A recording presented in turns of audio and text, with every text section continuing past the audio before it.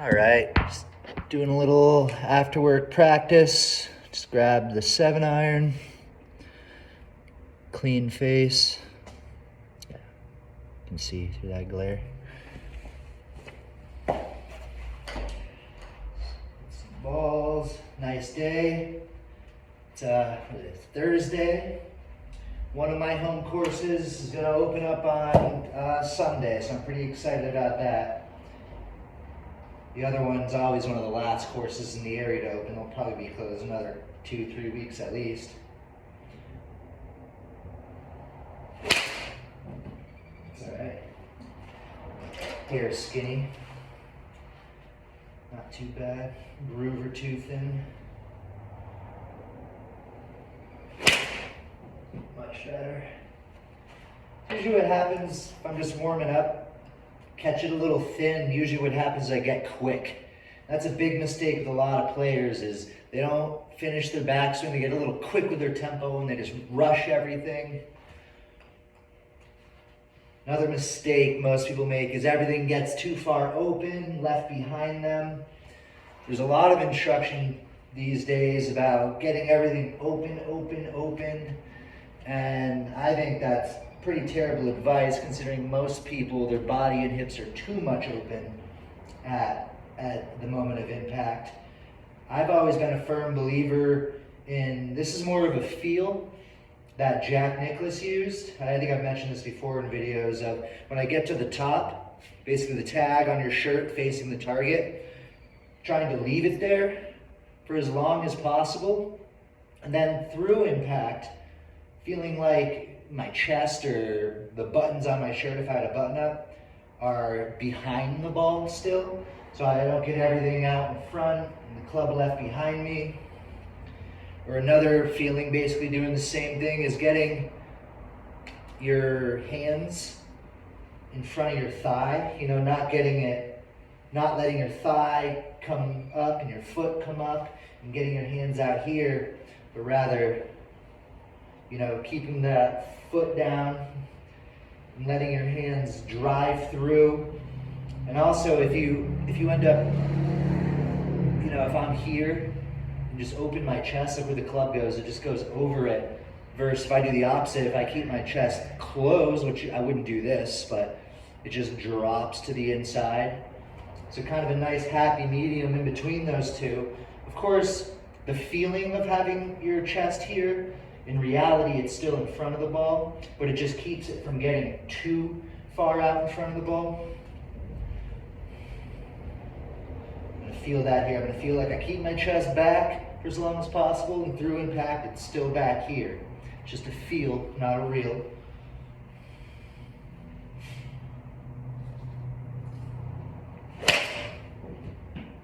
Oh yeah, that felt real good. It feels very powerful. Because you really complete your chest turn and you're just dropping all that weight. It's kind of like stepping and dropping all your weight on your front foot. All that pressure onto your front foot to your front heel. I almost feel like my toes are off the ground sometimes when I'm practicing because you don't want to get up on your toes. You want that weight to be back. Because then this can get out of the way. You can keep your spine angle the same. This angle right here. At impact, I want it to be the same. I don't want to stand up through it.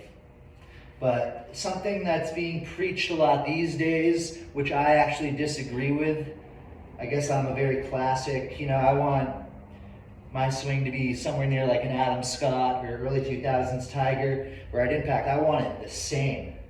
But a lot has been being talked about holding things off and really getting your butt behind you, where you have to increase your spine angle and hold it off and keep rotating through. And that doesn't make a lot of sense to me. For one, the thing that's the most powerful as far as creating speed is your arms and your hands and these levers right here. Basically, get some stuff out of the way. Probably heard this, the L to L. Right here, the release point, this L, where you're using your levers. That's where most of your speed is coming from. These are going to produce so much more speed than your body can ever produce. Yeah, your body is adding to it, but still your hands are what's controlling this club head. A quarter of an inch, an eighth of an inch off is a missed shot. You're trying to hit the same exact spot. Maybe an eighth inch at the most is kind of, the size of a quarter at the biggest is where you're trying to hit that ball consistently. You need some good hand-eye coordination. Your hands, your wrists are really what's, creating that speed. So getting to this point where you really have to rotate through like this, that just seems so slow and inconsistent to me. Why would you want your head to be going down towards the ball? If it happens a little bit, that's one thing, but if it works for some people, there's no one swing that, is the right swing.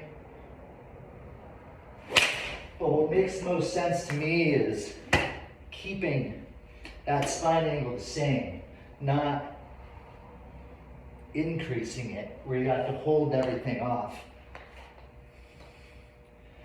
That way I can use my levers, these right here. That's just using my arms. This is a 7-iron.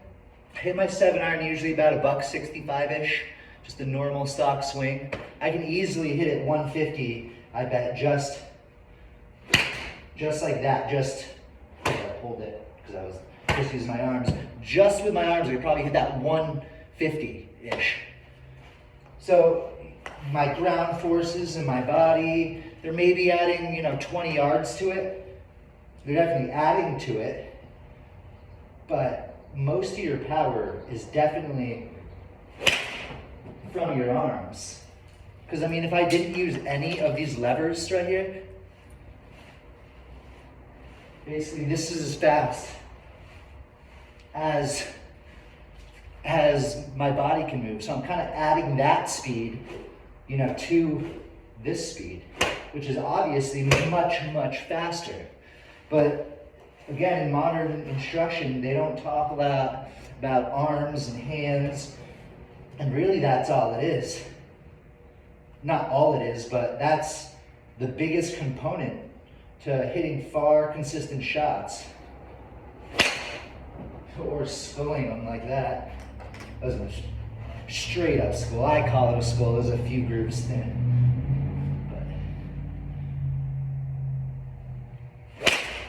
But much better.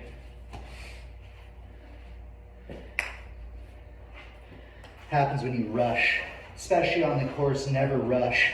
Never get outside your pre-shot routine. I always, I stand behind the ball. I don't know if you can see me. Stand behind the ball. I might just take a couple practice swings just to kind of make sure my body's loose while I'm visualizing the shot shape I want to play. Pick my spot in front of the ball, usually between 6 inches to a couple feet in front of the ball. I pick a little blemish, broken tee, piece of dirt, whatever I want to line my club face up to. Come up, line my face up to that, set my body up to that, and then in my mind's eye, kind of between my club face, that thing, and my target line, I kind of just look up as I'm kind of getting comfortable, waggling a little bit with that, getting in the right position, lining up, maybe another look, visualizing my shot. And fired. And that was absolutely hammered, as pure as can be. So concentration mixed with a consistent routine really helps. But you don't want to over-concentrate. You need to know. It takes very much self-confidence to be able to perform under pressure. You can't be overthinking about all right, I need to be in this position, then I need to get to the top, make sure my wrist is square, make sure I'm on plane, get all my weight forward, make dip in front of the ball. You just have to get out of your own way while also maintaining focus and consistency and playing one shot at a time. A lot of players, they make a few birdies and they'll get, 1, 2, 3 under par. And then they fall apart and they end up shooting, 1, 2 over par. And they just got scared because they didn't know what to do. And it's if they had just taken each shot for an individual shot, they probably would have finished the round 4 under or something. Pulled it a little. Like I said, you gotta play each shot. Each shot is its own little shot, and just take it for what it is. It doesn't matter if it's on the 18th hole on Sunday or if it's during a practice round on Wednesday. It's just a golf shot. And depending on what kind of player you are, I've always really enjoyed pressure. I've hit a lot of my best shots under pressure. Shot some of my best rounds the last day of tournaments. Not like that. That was a pretty bad strike. I'm really sore from work today. I was throwing around bags of concrete.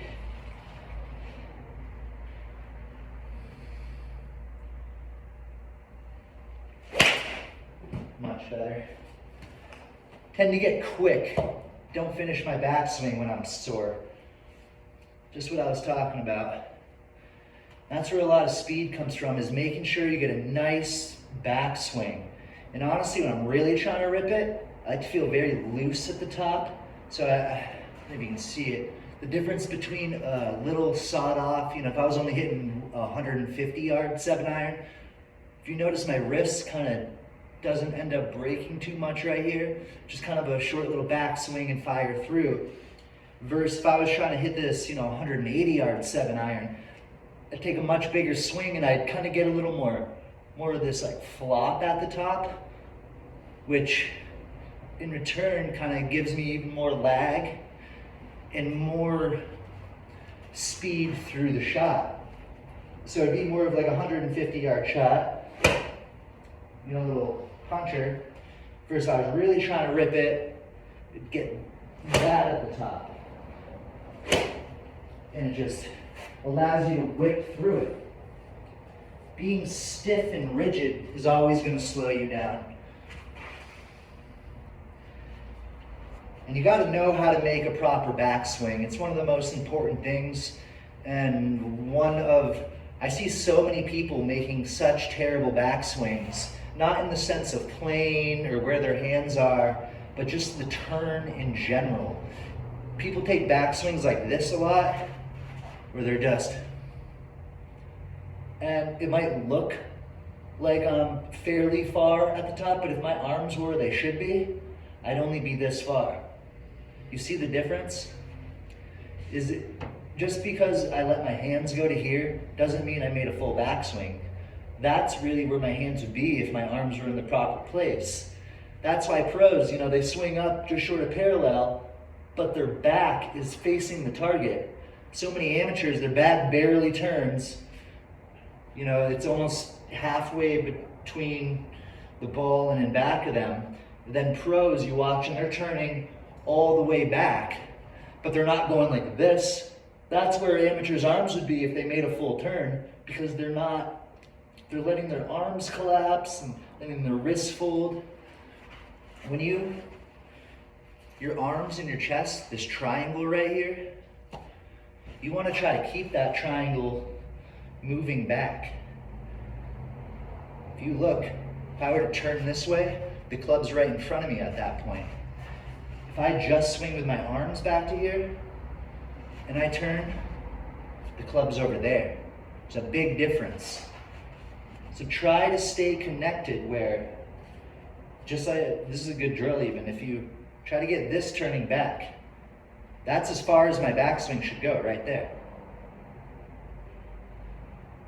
Or a good thing to do is just move nothing but your wrists to right there, through the club, keeping this flat, right in front of you, boom, boom, boom, and then just turn your shoulders until you're at parallel. Learning to make a proper backswing and just getting right there makes the rest of the swing so easy. Then all you gotta do is basically drop onto that front foot. And everything can just come down. So basically dropping onto this front foot is what starts everything. It starts to pull your upper body, and and then it can release through. And you really don't want to get, you want to get your pressure on your lead side early, but a big misconception is pressure and rotation are totally different things. I don't know if I mentioned this already, but I'm moving my pressure back and forth, trail foot, lead foot, trail foot, lead foot. It's not necessarily something the camera can pick up on, that right here my pressure's on my back foot, right here my pressure's on my front foot. You know, that's not something that necessarily looks different, but makes a world of difference in the swing, is being able to, you know, it's like pressure's dropped onto my front foot, which just in return pulls the upper body, and then you get basically back to that L to L position where all your speed is, turning back, and your shoulder turn is basically gravity, and a little bit of your strength is creating this momentum to get back to that L, where you can then just rip right through. You know? All my weight's forward. But what that doesn't mean is, oh, I gotta get to my lead side, so I gotta do this. No, you don't wanna leave everything in back of you and get everything rotated through way before your club. I love the Jack Nicklaus feel of keeping your chest at impact behind the ball, or at the top when your back is turned all the way and the tag of your shirt's facing the target, feeling like you leave it there as long as possible. Like, it's kind of like this feeling, but of course you're never gonna do that. And it's not even something, the difference between feeling that and not feeling that, it's really not even something that would be able to be picked up on a camera. But it makes a world of a difference in your timing and in your feel. I think that's one of the biggest, I don't know if misconceptions is the right word, but just things that isn't understood in the world of golf and golf instruction, is there's so much that's going on as far as pressure and feels inside of each golfer that you're not able to look at a slow motion video and tell what's going on. Like, if you watch Jack Nicklaus, you know, he was very much on his back foot, got his butt way back, and then he fired through, and like, it looks like his legs are going crazy and doing all this stuff. He felt like he very little in his legs. He felt like his legs were very passive. But of course, you watch swing analysis of Jack Nicklaus, and they tell you he's doing this with his hips and firing his lead hip back as far as he can. But in reality, he wasn't feeling any of that. So there's a whole world of feels that don't get talked about a lot and can't really be seen on camera. Like I said, it's basically the pressure shifts aren't able to be seen on camera. Yeah, I would strongly suggest checking out Freddie Couples and watching Boom Boom swing, because that's a great feel to have, is just nice full rhythm, and then just feeling like kind of everything just right as you're getting to the top is just dropping onto that front foot, and it just fires through.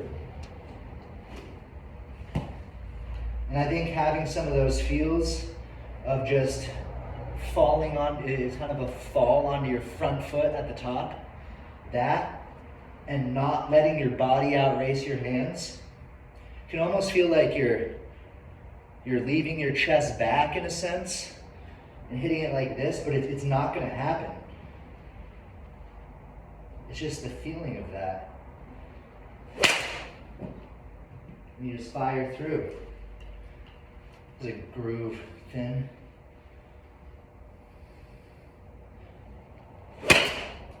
Much better. Oh, my neck has a kink in it. My body's sore. Probably shouldn't even hit too many balls today. I should probably just let my body heal up for this weekend when the courses are actually open. I cannot wait to get outside and play. That's nice.